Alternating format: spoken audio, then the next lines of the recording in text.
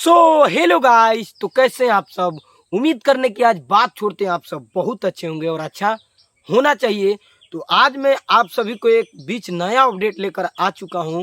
चूंकि पवन सिंह का एक सॉन्ग नहीं, अभी पोस्टर ही रिलीज हुआ है, पुदीना 2.0।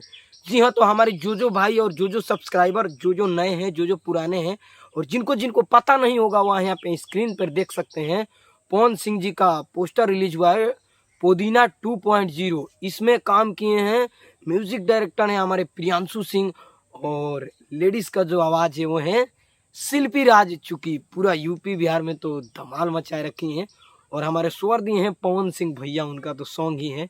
तो आप सब देखिएगा, बहुत जल्द रिलीज होने वाला है।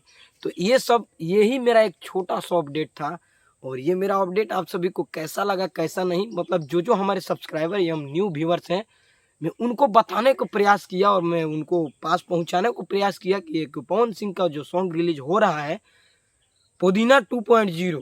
तो यही था मेरा न्यू अपडेट, और आप सभी को कैसा लगा कैसा नहीं, ये मेरा न्यू अपडेट वाला वीडियो नीचे कमेंट बॉक्स में ज़रूर बता दीजिएगा। मैं बेदर्दी और आप देख रहे हैं बेदर्दी ब्लॉग। तो सब्सक्राइब कर लीजिएगा और लाइक कर दीजिएगा और शेयर भी कर दीजिएगा। तो मिलेंगे फिर से बिहान, तब तक के लिए आप सभी को बाय।